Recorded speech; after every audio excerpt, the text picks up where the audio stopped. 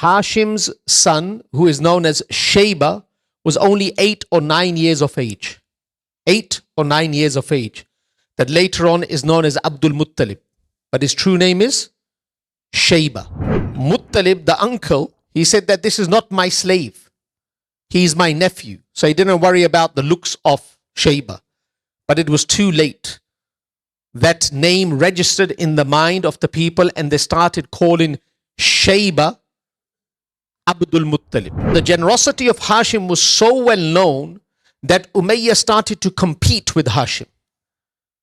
Or whatever he did in terms of generosity was not registering with the people. Abdul Muttalib used to go to Ghar Hira. Just like Prophet Muhammad ﷺ used to go to the cave known as Hira, Abdul Muttalib used to go to the cave as well and sit there and meditate. Abdul Muttalib, when he sees this dream, he goes to the people of Mecca. He says, look, I'm seeing a dream and it says, dig for Barra, dig for Tayyiba, and dig for Zamzam. But they haven't told me where.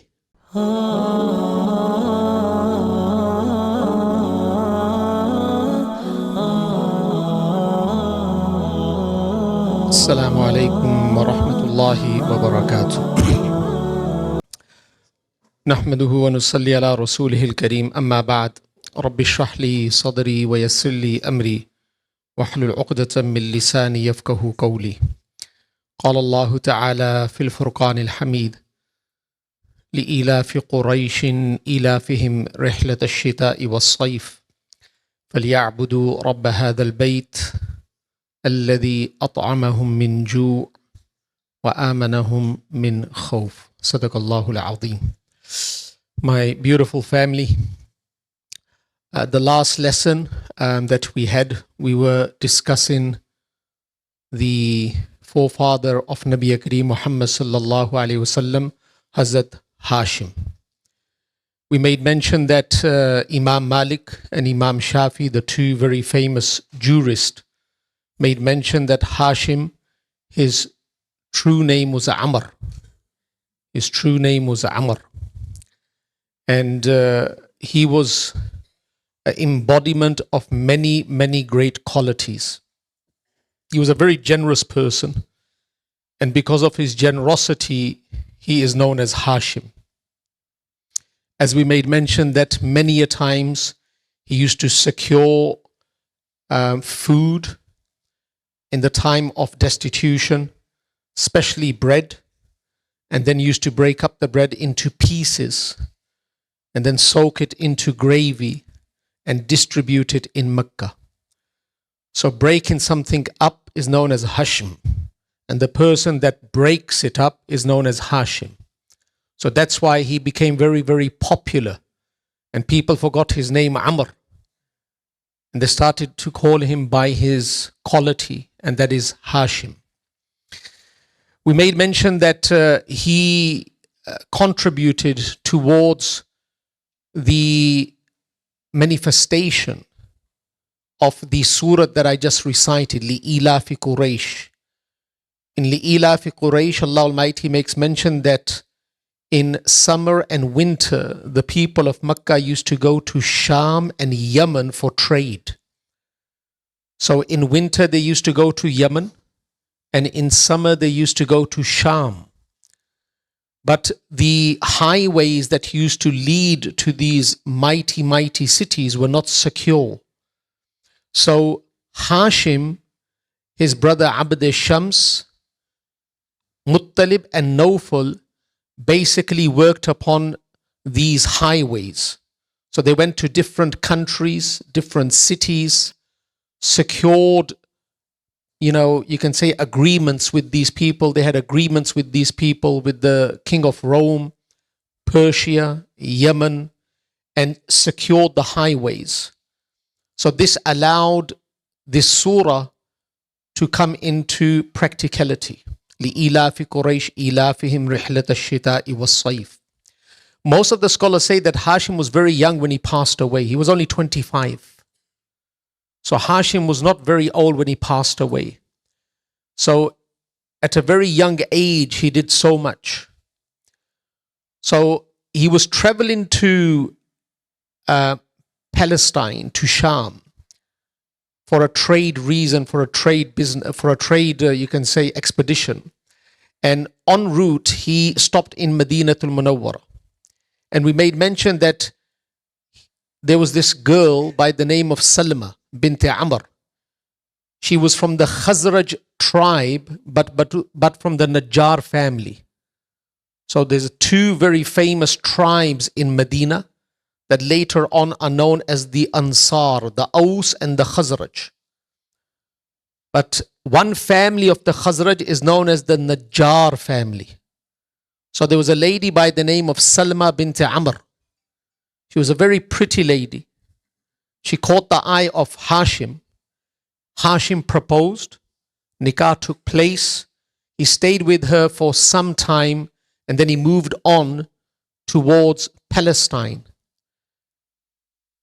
He died in Palestine, in Gaza, and that's where he is buried. In Gaza, that's where he is buried. He was only 25 years of age. Now, Salma had fallen pregnant. So she gives birth to a child, and this child is amazing that he is born with grey hair. And there's a very famous hadith in which Hazrat Abu Bakr Siddiq radiyallahu ta'ala an, he sees the Prophet of Allah and he says, Qad shibta. There's a hadith in Tirmizi where Hazrat Abu Bakr Siddiq sees the Prophet of Allah. He's looking at the Prophet of Allah. And the Prophet of Allah, according to the scholars of hadith, had 17 grey hairs in his beard. That's an amazing number because the Sahaba was so vigilant. So they were so mindful when they were looking at the Prophet of Allah that they were counting the hairs. So they said he had 17 grey hair. So Hazrat Abu Bakr Siddiq said to the Prophet of Allah, Qad shibta, you have grown old. Because of 17 grey hair. Nowadays, we experience grey hair well before 40. But in those days, most probably, they used to have dark hair. The Prophet of Allah was 60, 61 at that time when this statement was made according to the scholars. Qad shibta, you have grown old. Shibta, shayba, shibta, shayba. And the Prophet of Allah said, Shayyabatni Hud wal waqi'a wal mursalat wa amma yatasa'alun. The Prophet of Allah alluded to a few surahs of the glorious Quran that speak about how Allah Almighty is going to bring this world to an end, how He's going to resurrect people, and how nations were annihilated. Said the impact of that message has made me old. So the word shibta, because of the grey hair, he was known as Shayba. He was known as Shayba. Now, Shayba was living with his mother Salma in Madinatul Munawwara, the Madinatul Munawwara that we know of nowadays, with the, you can say, Salma bint Amr's family. That's where they were staying. Now, from the four brothers, Nawfal, Muttalib, Abd Shams, and Hashim, Hashim has passed away. So now the brother that takes over is Muttalib. The brother that takes over is Muttalib. So one fine day, Muttalib was reminded that you have a nephew that is in Madinatul Munawwara, the son of Hashim. So you should go and bring your nephew to Makkatul Mukarramah. So they say that Hashim's son, who is known as Shayba, was only 8 or 9 years of age. 8 or 9 years of age. That later on is known as Abdul Muttalib. But his true name is Shayba. So Muttalib, the brother of Hashim, Muttalib, right? The brother of Hashim, he goes to Madinatul Munawwara and he speaks with Salma bint Amr and the Najjar family, and he says, look, we are the paternal family of Shayba and we would like to take him. And we promise to you that if we do take him, we will give him leadership. So Salma bint Amr and the family agreed and they released, they gave up Shayba and they allowed Shayba to go with his paternal uncle Muttalib to Makkatul Mukarramah. Now, how does the story unfold? There's two narrations. The first narration is that the journey was very lengthy from Madinatul Munawwara to Makkatul Mukarramah. Muttalib, the uncle, was sitting on the camel and Shayba was sitting behind him. And because of the journey and the sandstorms, Shayba was very, very dirty. He didn't look very presentable. He was covered in dust. So when they were entering into Makkatul Mukarramah, people thought him to be a slave of Muttalib, the uncle. In reality, he's not the slave, he's the nephew. Now, Muttalib felt shy to correct the people because the state of his nephew was like the slave. So he remained silent. This is one narration. He remained silent. And because he remained silent, the people started to call this child, who is Shayba, Abdul Muttalib, the servant, the slave of Muttalib. You get it? This is one narration. So they started to call Shayba Abdul Muttalib, the slave of Muttalib. This is one narration. So that name became so popular and people forgot about the name Shayba. And they called him Abdul Muttalib, the slave of Muttalib. This is one narration, that he remained quiet and that's why this name became very, very popular. The second narration is that whilst they were entering, people looked, and in those days people used to buy slaves. They found this child sitting behind Muttalib. So people said that Abdul Muttalib. They started to call this child Abdul Muttalib, and right there and then, Muttalib, the uncle, he said that this is not my slave. He is my nephew. So he didn't worry about the looks of Shayba. But it was too late. That name registered in the mind of the people and they started calling Shayba Abdul Muttalib. So now you go back. Hashim is the father and Abdul Muttalib is the son, but his true name is Shayba. And now you know how he gets the name Abdul Muttalib, because of this uncle. Muttalib. Abdul Muttalib, the slave of Muttalib. Now, Hashim was wealthy.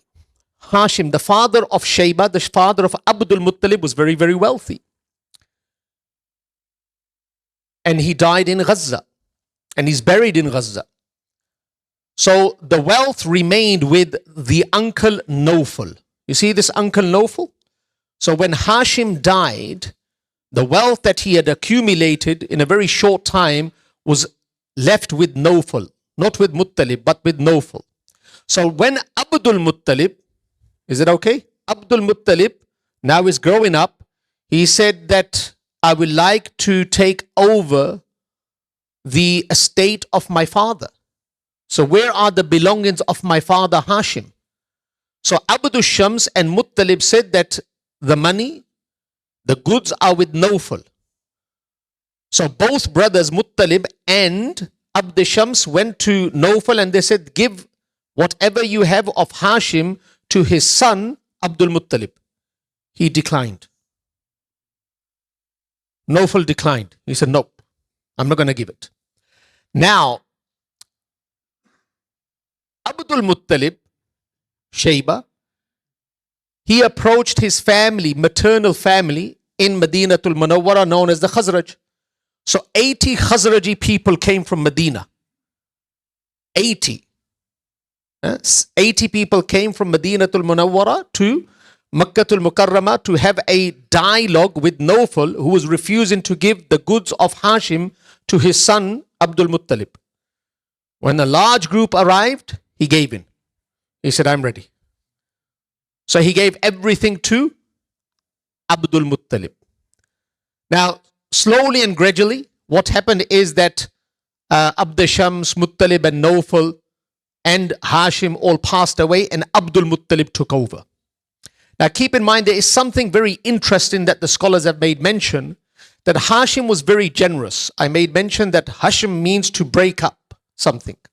So he used to break up pieces of bread, and because of that, he became very, very popular. His generosity was well known, so he was known as Hashim. Whilst Hashim was alive, Abd Shams passed away. So the next in line was Umayyah. Now, Umayyah was very, very jealous of Hashim. You see this Umayyah? Umayyah was very jealous of Hashim, his uncle. Because Umayyah is representing a different line now. And Hashim is representing a different line. So the generosity of Hashim was so well known that Umayyah started to compete with Hashim. Or whatever he did in terms of generosity was not registering with the people. The person that was known as the most generous was Hashim. And many, many scholars say that this rivalry between Banu Umayyah, the Umayyads, and Banu Hashim, the family of the Prophet and the Sayyids and the Ahl Bayt, is because of this. It started from here. This is where it really started from. That rivalry that continued for many, many centuries. It started from here, that Umayyah tried to compete with Hashim, but he could not overpower the generosity of Hashim. Got it? Now, Abdul Muttalib, he, after his uncles pass away, he becomes the ruler of Makkatul Mukarramah. Now, Abdul Muttalib was a very special person. A very special person. The closer you become to the Prophet of Allah, the more you will see that the qualities will start to come to the surface. The qualities of a prophet. You'll be amazed to know that Ibn Sa'd makes mention that Abdul Muttalib used to go to Ghar-e Hira. Just like Prophet Muhammad ﷺ used to go to the cave known as Hira, Abdul Muttalib used to go to the cave as well and sit there and meditate. So this meditation in the cave of Hira did not start with Muhammad ﷺ, it was before that. Abdul Muttalib used to do that. Before even the laws of Allah came, he used to speak about not burying girls alive. So Abdul Muttalib was very, very against burying girls alive. He was of the opinion that if a thief is caught out, his hand should be cut off. But one of the amazing things about Abdul Muttalib that I found very, very interesting is that one door, and I'm trying to be very careful so people don't misunderstand, one door of prophethood was open upon him. One door of prophethood was open upon him. Now that door is good dreams. Now when I study Hashim, I don't find that. I study Abd Manaf, I don't find that. I study about Qusay, I don't find that. But when I study Abdul Muttalib, or we study Abdul Muttalib, we come to know that he started to see many dreams. And whatever he used to see used to become true. And we know that Prophet Muhammad ﷺ, before receiving revelation for 6 months, he was seeing dreams that are known as ru'ya salihah, true dreams. So these true dreams started to come to Abdul Muttalib. Now keep in mind, Abdul Muttalib was a Mawahid, he was a Unitarian, he was not a Mushrik. We made mention of that before. He was not a Mushrik, he was a Mawahid, he was a Unitarian. But Shirk had spread for so long that it was very, very hard to stop it. Despite having pull in the community, having rule in the community, it was thought that if we speak about this, even Hashim thought about speaking about this or against this. And Abdul Muttalib, but they knew that they will not succeed, so they remained silent. Now, one of the greatest works of Abdul Muttalib is to find the Zamzam. So we're going to speak about what Abdul Muttalib did. Now we all know that Zamzam is a well. Does anyone know what Zam Zam means? Stop. It means like stop. So this is Hajara, she is saying to the water gushes forth with force. She's trying to contain it and she says, Zam Zam, stop, stop. All right. So well before the arrival of Hashim and Abdul Muttalib and Nabi Akrim Muhammad Zamzam was there. We made mention a few lessons ago, there was a person from the tribe of Jurham. And Jurham comes from which country? Yemen. Yemen at the bottom. So Jurham comes into Makkah al-Mukarramah, and who's in Makkah? Only Ismail and mother Hajra. So they ask these two that, can we reside here? Can we reside here? There was no Kaaba. There was no Kaaba. So they started to reside there. So they were ruling, and Hazrat Ismail married into Jurham, and he became a prophet, and he was a prophet for the Jurham, and he was a prophet for the people of Yemen. Remember that. So if somebody were to ask you, Hazrat Ismail was a prophet, who did he preach and who did he educate? So he educated the tribe of Jurham, and he educated the people of Yemen. And at the age of 130, he passed away. So Hazrat Ismail was 130 when he died. Now, we made mention that there was a person from the tribe of Jurham whose name was Madad bin Amr. He came to know, we spoke about this, that I'm losing control. So before leaving Makkah al-Mukarramah, we're going to be kicked out by who? Banu Khuza'a, the indigenous people. We're going to be thrown out. So what we're going to do is, we're going to seal the Zamzam. So what he did is, he went inside the Kaaba, he found all the gold, he found the swords, he found the armor, and he buried it in Zamzam, in the well of Zamzam, and he covered the Zamzam. So no one would know where it is. And then he left. Scholars say that Zamzam was covered for 500 years. So it was concealed for how many years? 500 years. No one could benefit from Zamzam. So the person that found Zamzam was Abdul Muttalib. So that's a great contribution. All right. So how did he find it? So I made mention that he started to see dreams. He was a very pious person, very good looking person. All right. Inside and outside, very, very soft hearted, very, very generous. He was a abid, he was a worshipper as well. Like I made mention, he used to go to Ghar Hira for meditation. So I want you to visualize the mataf. The mataf. If I ask you, where is the hatim? Can you visualize the hatim? Now most of the scholars say that Ismail and Hajra are buried in the hatim. Ismail and Hajra, most of the scholars of Seer, they make mention that Ismail and Hajra are buried in the hatim. So now one day, Abdul Muttalib, he's resting, he's taking a nap in the hatim. He's taking a nap, he's sleeping in the hatim. And whilst he's sleeping in the hatim, he sees a dream. He sees a dream. And in the dream, there's a person who comes and says to him, Ihfir barra. Ihfir barra. Dig for barra. So Abdul Muttalib wakes up, he doesn't understand it. He says in the dream to the person, Mal barra, what is barra? But the person doesn't respond. Doesn't respond. All right. Next day he goes to sleep once again in the hatim.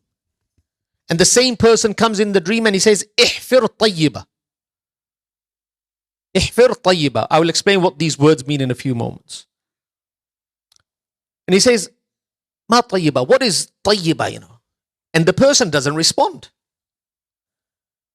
So the third day, he sleeps in the hatim and the same person comes in the dream and he says, Ihfir madhnuna. He says, Mal madhnuna. What is madhnuna?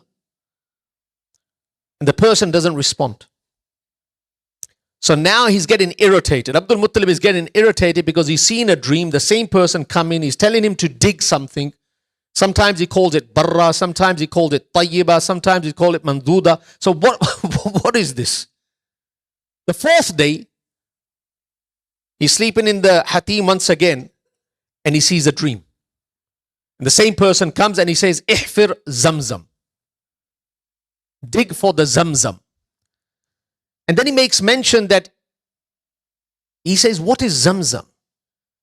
So this question in the dream, what is Zamzam? It seems like that 500 years had erased the knowing of Zamzam. So it may be stories, but a lot of people forgot about Zamzam. That's why I say, Ma Zamzam, what is Zamzam? So now the person says Zamzam is a water that never drops in its levels. And it is continuous. And it will quench the thirst of thousands of Hujjaj. So Abdul-Muttalib wakes up. He goes to the people and he says, I've been seeing a dream. Now, regarding Abdul-Muttalib, and this is a very touchy topic, but inshallah we'll explain it in a manner that it won't remain touchy anymore. Many people used to take Abdul-Muttalib. He was known for his piety.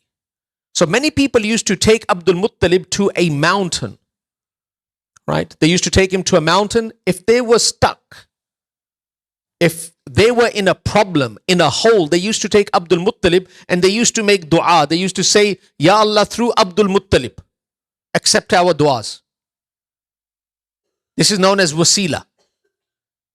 Now, a lot of people, they go, whoa, what is this wasila? What is this? So it's very important to understand this, to understand wasila.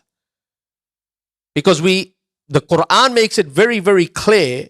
And you go to Surah Yunus, Surah number 10. Surah number 10, and you go to verse number 18. And when Allah Almighty speaks about shirk, He says that these people, the people of Makkah, say, Ha'ula shufa'a'una indallah. That these idols intercede, shufa'a'una indallah, for us in the court of Allah. Meaning that these idols are not God, but we use them to get to God. So I just said a few moments ago, they used to go and they used to present Abdul-Muttalib. So it's very, very similar to shirk, isn't it? So what is the difference? What is the difference? Is there a wasila that is okay? So the scholars say that wasila of good deeds is okay. Remember this. If one person says, Ya Allah, I love Prophet Muhammad sallallahu alaihi wasallam, and my love for the Prophet of Allah is absolutely pure. And this is one good deed I feel confident that I can present in your court and it will be accepted based upon quality. Then you can present that good deed and ask Allah through that good deed to accept your supplication. Where do we get this from? There's a hadith in Tirmizi, all right, in Riyadus Salihin. Imam Nawawi's book, Riyadus Salihin. You will know this now, and we're going to connect them. The three people that were caught up in the cave. Remember? And the rock falls. The rock falls. And it closes the entrance. Now they're locked in. They can't push the rock. So the first person, he says that, Ya Allah, I was very, very attracted to my cousin. And I was trying to find the opportunity to fulfill my carnal desires with her outside the channel of marriage, meaning zina. So one day she was in need of wealth. She came to me and I found that moment to commit zina with her. I was ready to commit zina and she said, Ittaqillah, fear Allah. And said, Ya Allah, I stepped away. Ya Allah, if you accept this good deed, remove the rock. Huh? Imam Nawawi's Riyadus Salihin, the rock moves. So he presented a good deed. Does it make sense? He presented a good deed that he knew that he did for Allah Almighty, that has no blemish in it, and because of that, Allah Almighty accepted his supplication. So wasila is basically, we know that we love the Prophet of Allah. If a person says through the Prophet of Allah, but he is thinking that the Prophet is going to take the dua, that is shirk. But if he is saying this with the intention that I love the Prophet, and loving the Prophet is a good deed, it is the order of Allah Almighty, because Allah says, Qul in kuntum tuhibbun Allah fattabi'uni. That if you love Allah, follow me. In kuntum tuhibbun, if you love Allah, then follow me. So loving the Prophet is a good deed. If we present that good deed or any other good deed, and through that we ask Allah Almighty to accept the supplication, this is accepted. And that's what they used to do with Abdul Muttalib. Anyway, just wanted to clear that. Now, Abdul Muttalib, when he sees this dream, he goes to the people of Mecca. He says, look, I'm seeing a dream and it says, dig for Barra, dig for Tayyiba, and dig for Zamzam. But they haven't told me where. It's a well, but they haven't told me where. So what is Barra? Barra means something that is outside, that is very, very vast. Tayyiba means pure. Tayyiba means pure. And Madnuna means something that is used in a manner that you don't waste it. When I was thinking about translating this through words, I've got two types of perfumes at home. The expensive one and the very cheap one. When it comes to the cheap one, I spray it. I'm very generous. Very generous. But if it's the expensive one, I'm very, very careful how much I spray of it. Madnuna means water that you are very careful in spending because of the value of it. Does it make sense now? That's what it means. So it's perfume, it's water that is very expensive. It shouldn't be given out just like that. Now, Abdul Muttalib, he goes to the people and he says, I've seen that dream. What should I do? They said, look, it means that Allah is saying to you that you need to find this, but you don't know where it is. Go to the same spot, go to sleep, and most probably the same person will come and tell you where that well is. Now, keep in mind, Qusay, you see Qusay? Qusay had dug out wells in the Haram because there was not sweet water around. So in the time when Qusay was ruling, he had dug out a few wells. You know where Prophet Muhammad ﷺ goes, he starts his journey of Miraj? In the house of Hani. Hani is the sister of Hazrat Ali. And the house was in the Mataf, where the Mataf is right now. One of the first wells that were dug out was in the house of Hani for the people of Mecca. Because previously they were staying outside. But Qusay said, let's come inside. So they all started to come inside Makkatul Mukarramah. So they had to dig out wells. So one of the first wells that were dug out in Makkatul Mukarramah was from Qusay, in the house of Hani, who is the sister of Hazrat Ali. And this is where the journey of Mi'raj starts from, the house of Hani. Anyway, so Abdul Muttalib goes to sleep once again in the Hatim. He takes a nap. And the same person comes. The same person comes. And he says, look, dig. And if you dig and you find Zamzam, you will be honored. So Abdul Muttalib says, where is it? So he gives him three signs. He gives him three signs. He says, you will find it between filth and blood. Between filth and blood. All right.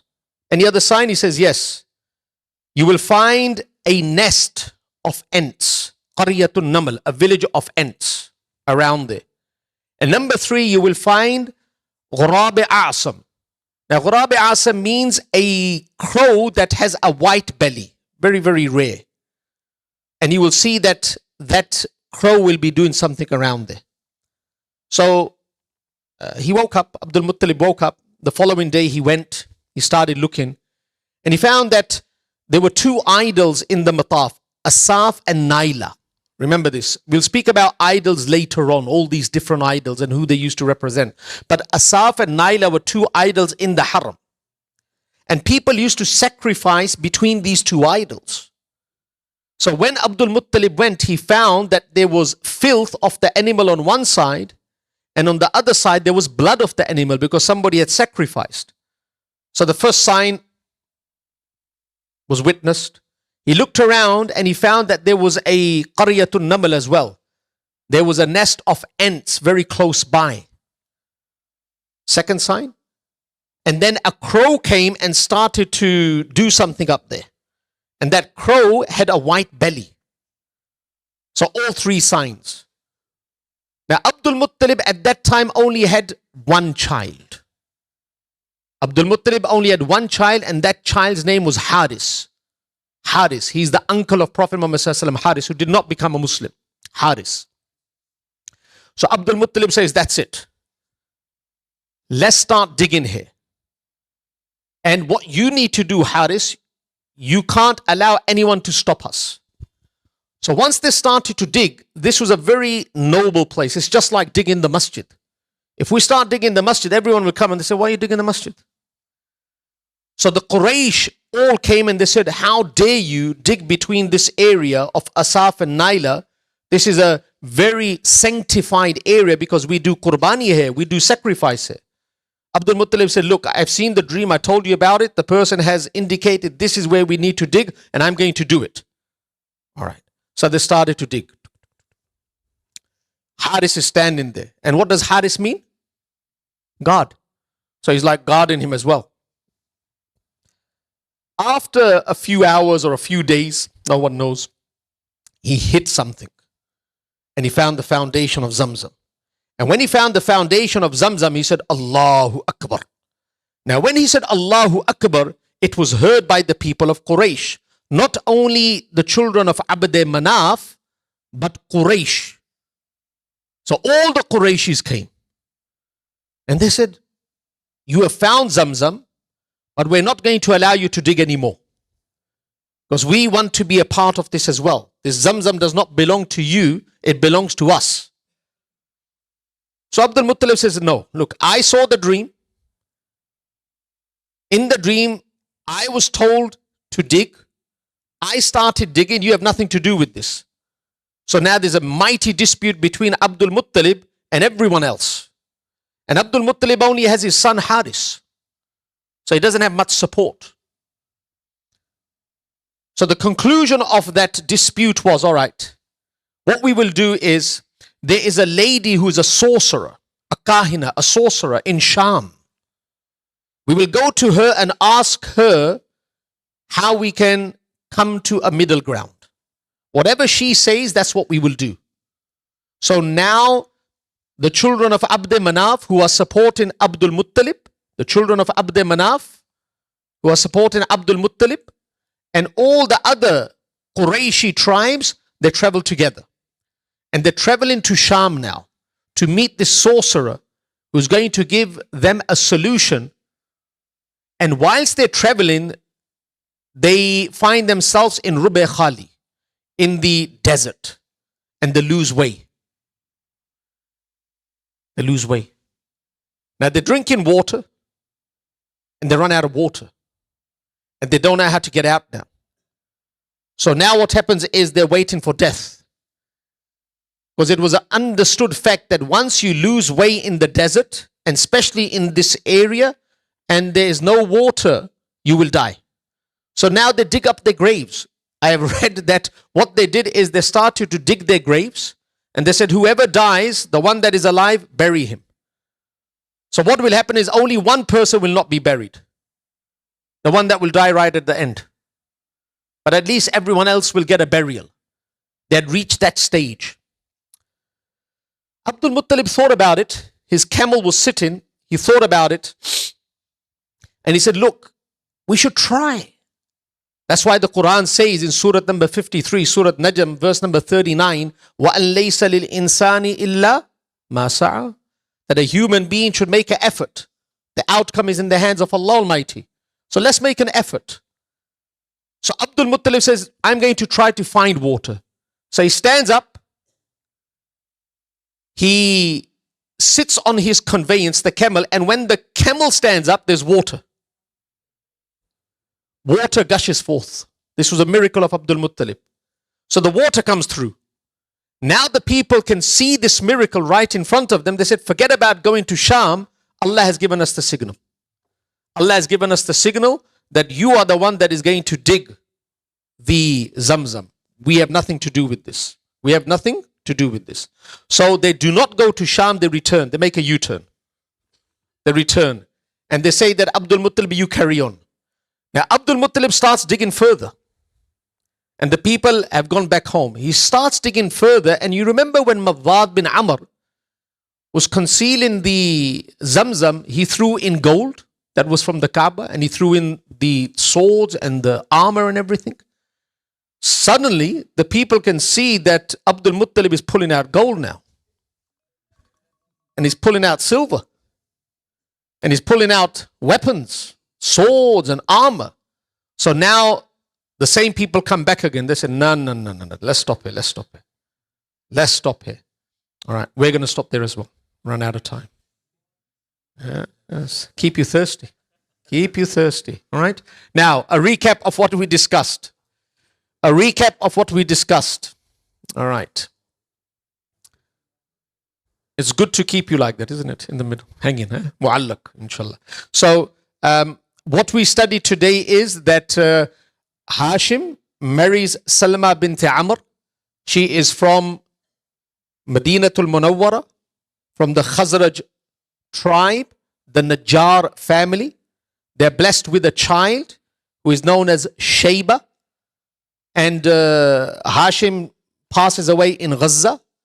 After 8 years, the uncle Muttalib comes to Madinatul Munawwara. He sought permission from Salma bint Amr and the family, and then takes Abdul Muttalib back with him to Makkatul Mukarramah. Why do they call Shayba Abdul Muttalib? Because people thought that he was the slave of Muttalib, the uncle. So that's why the name Shayba is lost, and he becomes popular with the name Abdul Muttalib. Then what happens is that there's a dispute about the belongings. All the goods that were left by Hashim for his son, Shayba, were in the custody of Nawfal. Nawfal was not ready to give. So then the Khazraji family of Abdul Muttalib, Shayba, they came 80 of them, put pressure upon Nawfal, and Nawfal gave in. All right, done. Then we made mention that Abdul Muttalib was a very generous person. He had many qualities. He used to go to the Ghar Hira and things like that. One of the greatest contribution is that he found the Zamzam that was concealed for the last 500 years. All right. And how did he basically find the Zamzam? It was through dreams. And we made mention that there's a very strong connection between that and the Prophet of Allah receiving revelation, because out of 23 years of receiving revelation, the first 6 months was dreams.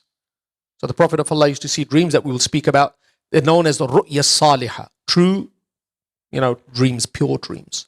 So in the dream, the person comes and he says, dig out barra, tayyiba, dig out Zamzam. So Abdul Muttalib cannot understand what that means. So he asked the people that, look, I'm seeing a dream. They said, go back into the hadith and go to sleep. And the person will come. So the person came and he said, look, start digging around that area where you find impurity in blood. You find the nest of ants, and you find a crow, all right, with a white belly. So the following day, Abdul Muttalib found it. He started digging, and then the people of Quraysh came. They said, you can't do this alone. All right, to bring some sense to all this, let's go to the sorcerer in Sham. She was very famous. They started traveling, and en route, they found themselves in the desert, lost their way, run out of water. Everyone is ready to die now, to be buried. And suddenly Abdul Muttalib says, this is not the way I'm going to die, I'm going to try. So he says to his camel, let's go. The camel stands up, and there's water that gushes forth. So now this was a strong indication that Abdul Muttalib is the one that is going to dig the Zamzam. They return back, and then he starts digging. But now when he starts digging further, he starts to find the treasure. And when he finds the treasure, then the same people return and they say that, stop, we need to discuss further. And we'll speak about that next week.